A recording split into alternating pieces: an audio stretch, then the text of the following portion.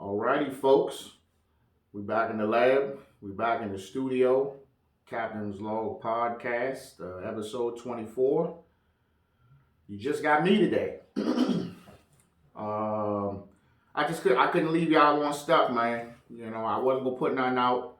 You know, I was out of town, and then the COVID numbers went up and shit. So I was like, man, maybe I just take this week off, man, and just kind of sit back and enjoy, you know what I'm saying, and get some rest. But I was like, nah, that just wouldn't be fair to y'all. So I was like, fuck it, man. I'm gonna just put some shit out, you know what I mean?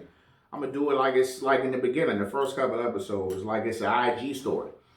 So again, no name for the episode just yet. It'll be in the title by the time I'm done.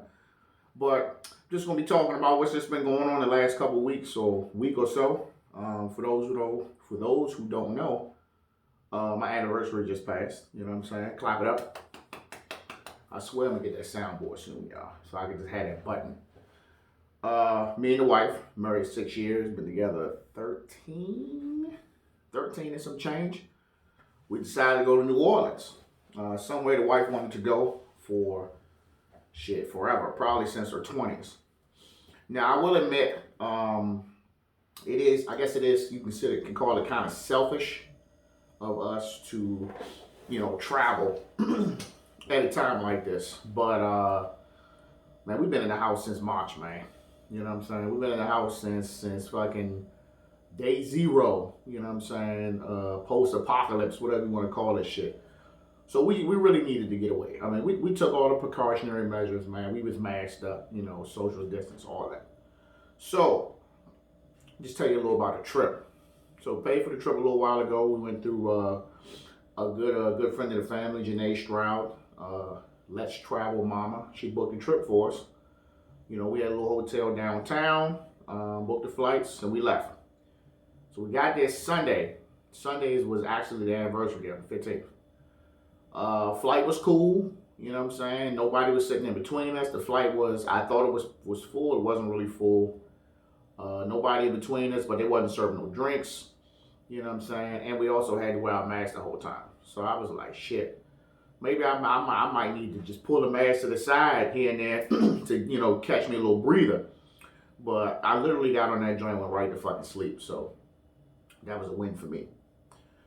We got to New Orleans probably in the afternoon, you know what I'm saying? The temp said it was like 80 degrees. So I'm like, fuck.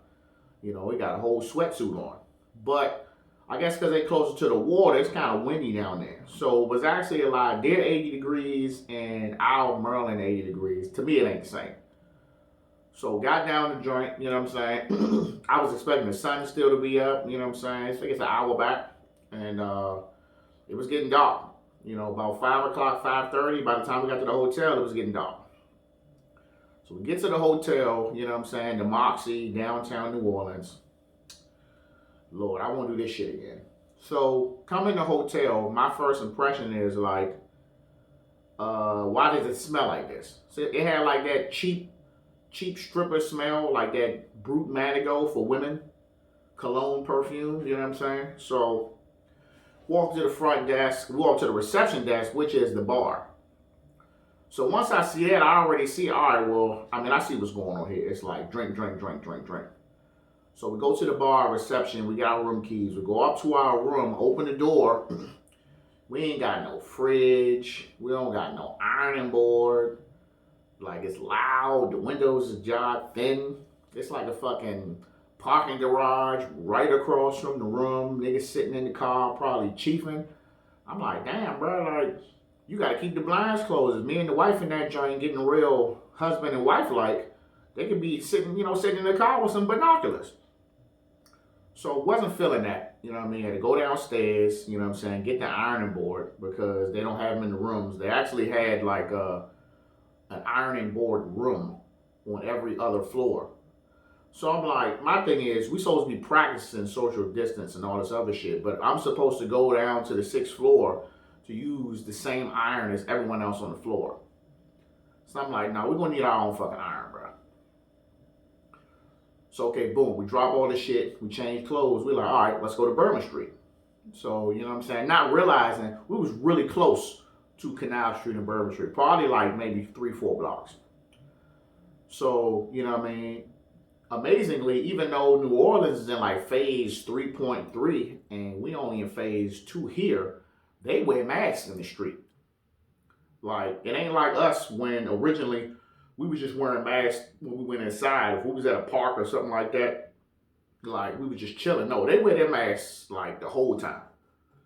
So I thought that was cool, you know what I mean? So get on Canal Street, my first impression of Canal Street is like, uh, you know what I mean? It was a lot of zombies out there, joint. A lot of panhandling, a lot of homeless, and a lot of druggies. So I'm like, all right, that's kind of like a strike 1 and 2 for me as far as my PTSD anxiety. So sorry guys, it's coffee. I swear it's just coffee this time. So get on Bourbon Street. Granted, this is a Sunday, and it's kind of popping a little bit. So I'm like, damn, it's a lot of people out here. It's Sunday, you know what I'm saying? But then when I realized that Bourbon Street is like 15 to 20 blocks long, I was like, okay, well, maybe it's not that many people. So we're really trying to figure out what we're gonna eat. You know what I'm saying? Of course, me, I was just like amped up to walk out in public with a drink in my hand. So I pulled me a cup immediately, Basil Hayden. And we started seeing like, all of these clubs, these bars, these restaurants, and like, of course everybody's serving alcohol, but they literally have people outside of the restaurant like trying to like bait you to come in, like, oh, come in here, come in here. Oh, free shots, come in here. So I'm just like, damn, so they're not charging anybody to go in none of these clubs. So they're literally just making money off drinks. So I'm kind of thinking business is booming, but nah, it was really just in like that beginning section. So the strike 3 for me was, so me, whenever I go to a different city, I'm always looking at the locals. And it was a lot of young dudes out there, you know what I mean, a lot of young adults. But with the thing that was kind of triggering me was like, they was out there lurking. You know what I'm saying? Like they wasn't going to no clubs. You know what I'm saying? They wasn't going to no bars. I mean, some of them was out there drinking, but they mainly was out there lurking. Like they literally be out there joint walking block, walking all through the French Quarter. French Quarter is just a big ass grid. So it's just block, block, block, block, block, this block, that block. And some of them streets are poorly lit. And it never fails. Whenever we walk past a poorly lit street, we would see one or two niggas that's either standing there or walking, hoodies on, down. So I'm like, so y'all just out here walking? Like, nah. They out there trying to catch somebody slipping. So once I seen that, I think it was safe to say that I was good on Bourbon Street. And bottom line is, I think if I was like 25 years old, maybe 10 years ago, I probably would have loved that shit. But to me, Bourbon Street was a bit much. I didn't, you know what I'm saying? It's like we on vacation. We on vacation doing our thing, and it's like Bourbon Street is not intimate. You know what I'm saying? Like it's not intimate. It's not chill. It is what it is. It was chicks out there pulling their fucking titties out for Mardi Gras beads, and I'm like, damn, I mean, maybe nigga buy you a drink or something. You know what I'm saying? This what y'all showing y'all bodies for out here? Wild as shit. So went back to the room. You know what I mean? Called it a night. I think we was in there probably about, it was after 12 or 1 o'clock. So the next day, you know what I'm saying? We was like, all right, let's go do the tourist thing. Let's do some sightseeing. So we got on the little trolley, rail car joint, was sweet. We had breakfast first. Breakfast was okay. The wife had some French toast, which looked like fucking size 12 foot inserts. So I was like, yeah, you go ahead and knock yourself out. So of course she didn't eat that. And from there, we went and got on the rail car and was like, all right, well, let's go to the Museum of Art. So we get on that joint. It actually takes us out to them over the ground cemeteries, which I thought was crazy. Then we had to get back on another train, another trolley to go get out to the Museum of Art. Walked all the way out there and found out the joint's closed. Find out that a lot of shit is closed on Monday and Tuesday. So I'm guessing that's just, that's their slow days. But we went out there, took some good pictures, took some pictures on the little Noya 300 joint. Almost got attacked by some geese. It was real good, real good. Very intimate, you know what I'm saying? Which is what I was aiming for. I was like, shit need to be intimate out here. You know what I mean? We spending intimate money. You know what I mean? So from there, we go get some food, go try another New Orleans dish, and it was okay. So at this point, I've pretty much had New Orleans. I've had seafood for 2 days, so I was like, yeah, I don't really want no more seafood. But everybody was like, man, you got to try the char-broiled oysters. So we're like, all right, cool, cool, cool. We're gonna do that. But also, we went to a little spot and I had some American food and we was talking to the waitress and she was from there. So we was trying to figure out, like where's the spots at? You know what I'm saying? Where can we find a live performance? You know what I mean? So she like, oh yeah, you can go to this spot, Big Bertha's off whatever the hell. And she's like, if you want to party with our people type deal. I was like, okay, okay. So we get G'd up, you know what I mean? Nightlife, had a little cup. So we taking the Uber and we headed to this place. But this shit was like off the reservation type deal. So we in the Uber for probably about 10 minutes. Usually the Uber ride was maybe 5 minutes or less, you know what I mean?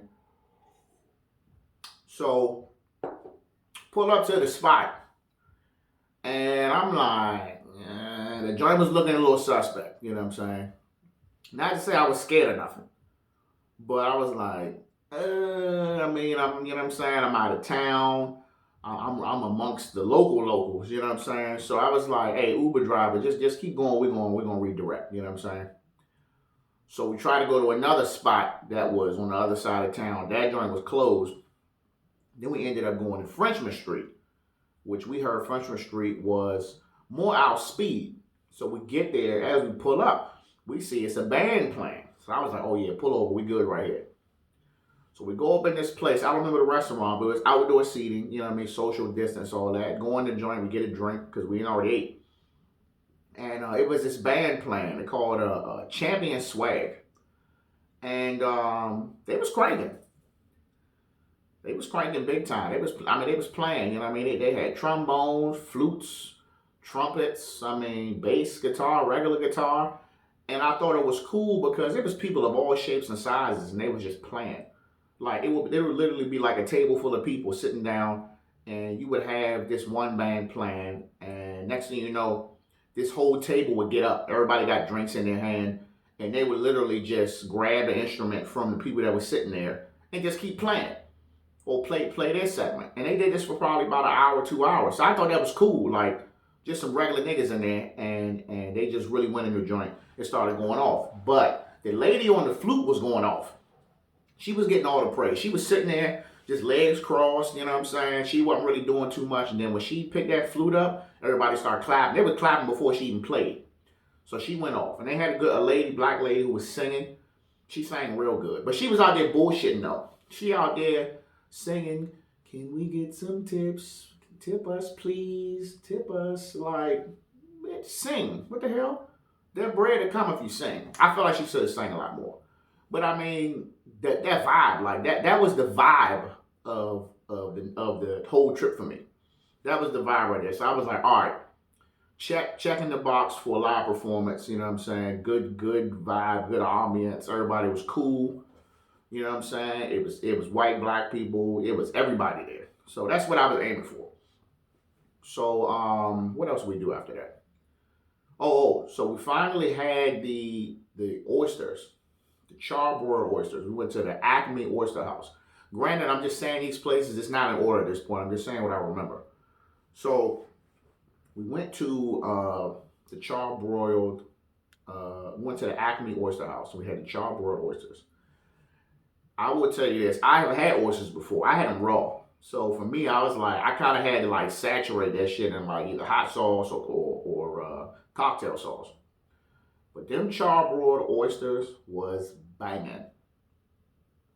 Like the best I ever had. Actually, Pete Game would do was making them. He had them joints on the grill and he added some cheese and it was seasoning them joints real hard.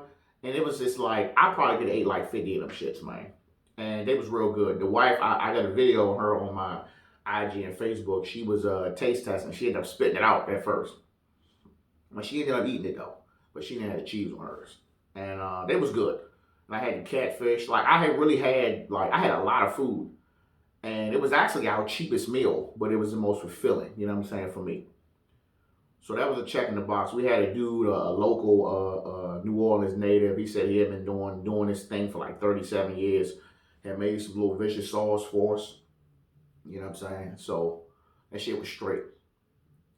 So was it last day? You know what I'm saying? We out and about. You know what I'm saying? We doing our thing. We having fun. We did a voodoo tour, which was fun. It was a lot of walking. Hey, look, it's a lot of walking when you're in New Orleans. I'm gonna say that right now. I was told before we went, don't bring your good shoes and all that shit. Bring some shit comfortable. They was not lying.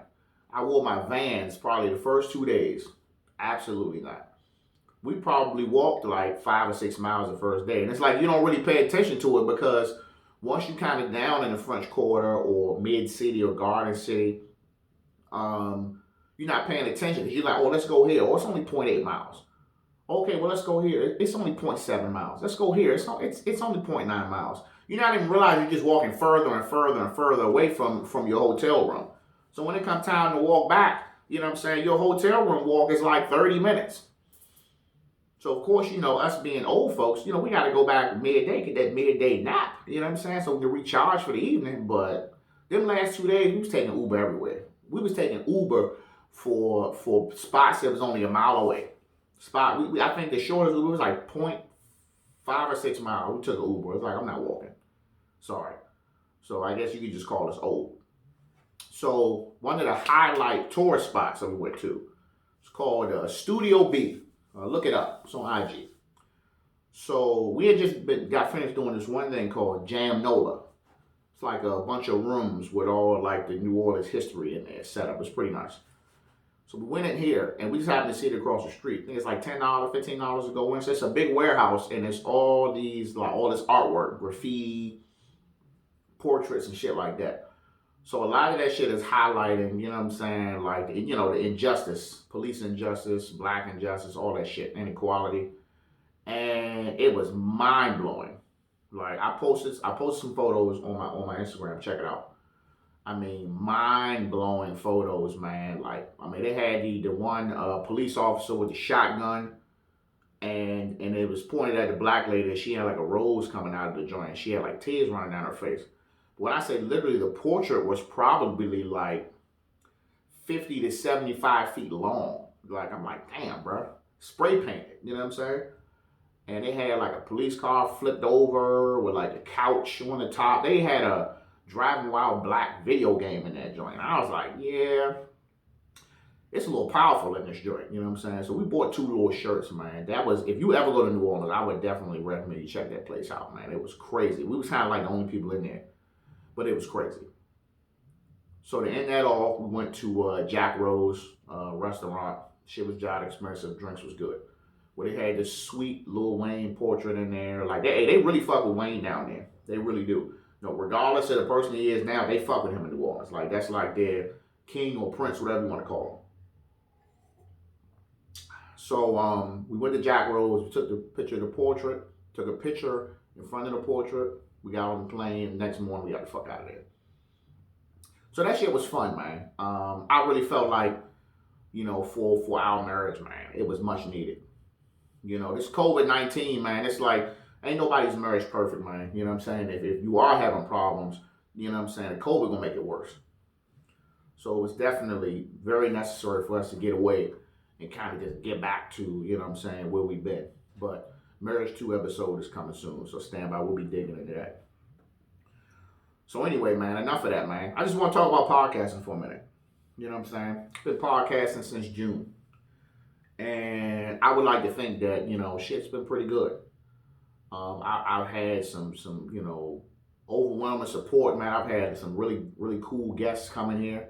Right now, see, I'm still in the mode where it's like my guests are people that I know. You know what I'm saying? So it's like I'm curious to like how it will be when I have like, you know, like a random person who specializes in this or specializes in that coming, you know what I'm saying? So I'm curious to how I will be. I might have to get some feedback from y'all on that. But so I'm in this Facebook group, man. It's called Podcast Movement Community. And for anyone who is thinking about podcasting, You know what I'm saying? Like, I highly recommend you look up this group. They're fucking great. You know, they come in and I came in not knowing anything, and just like, this is the only Facebook group that I've ever been in for anything, where people will come in and literally ask the same questions as yesterday. Sometimes the same questions in the same day, and people would just legitimately give good feedback. I don't think I've yet to see somebody say like, this fucking asshole asking about what platform again, what microphone again, what sound interface again. They don't do that. They literally just give you the information. You know what I'm saying? It was times where I kind of felt like, what the fuck am I doing? This shit, I feel like this shit might be kind of whack. I'm not hearing anything. And then I started looking at other people's stories in there, and it really just was like, yeah, you're not doing as bad as them. So let's get the fuck back on the saddle. You know what I'm saying? So shout out to podcast movement community. I think I'm going to upload this clip right here and put it in the group.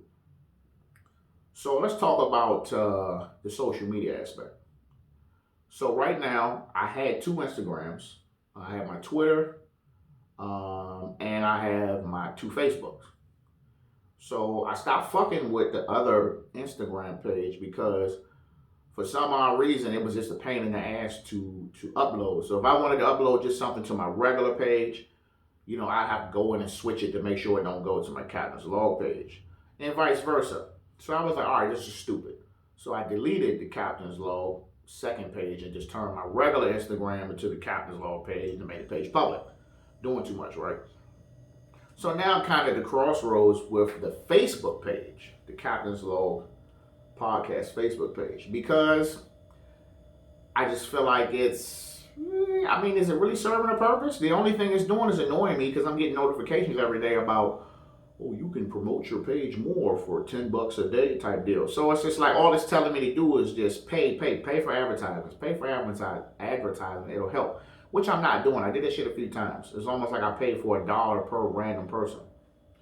So I think I'm going to delete that shit. I mean, to be honest, dog, I feel like Instagram and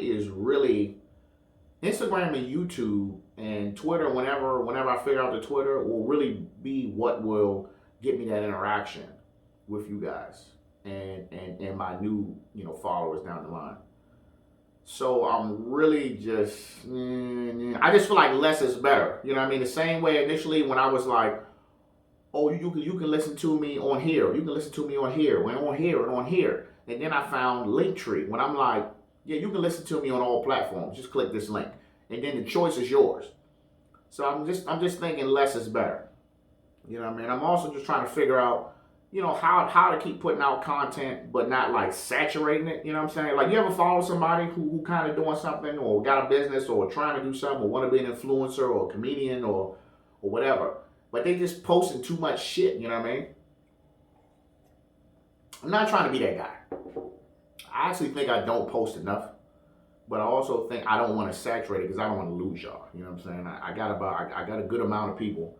You know what I mean? I love all y'all. I want to keep you, but I also want to keep you entertained in between the entertainment. You know what I mean? I want to have some interlude for y'all. So that's something I'm still working on. But for the future, you know what I'm saying? I got 2 barbers that's supposed to come on. My buddy has been cutting my hair for 7 years. And this man, you know what I'm saying, they've been cutting the hair with each other since they've been cutting. So I'm gonna have them come in. I've got I'm gonna do marriage 2, me and the wife. I've got my buddy coming in with another one of his associates. We're gonna talk gun violence. I've got Ill Intent Racing coming in soon. If they didn't know, they coming. I've got my other Team No Remorse members. I'd definitely like to get in, preferably the old bulls, get them to come in so we can talk some shit. I definitely want to talk fashion and culture, you know what I'm saying, with the youngins and someone who's my age now. I think I got a good idea who I want to get for that. I definitely want to talk go-go. I really want to talk go-go. It's like I want to talk with someone who was in the go-go's with me. You know what I'm saying? Definitely someone who was in there with me, and shit, maybe even a member from a band. You know what I'm saying? Maybe I get lucky. And last but not least, as far as planned out, I definitely want to talk post COVID-19. I'm talking, once we find a fucking cure for this shit and everybody, is vaccinated, man, we can get back to normal. I might even break a single T on that episode, man, because I'm waiting. I'm tired of this shit, man. You know what I mean? But I don't want to end the show on a bad note. Definitely want to continue to let y'all know that I appreciate everybody rolling with me, man, listening to me, subscribing, sharing the content. I'm gonna keep pushing it, man. So stick with me, man. Episode 24, whatever we're gonna call it. All right, Captain out.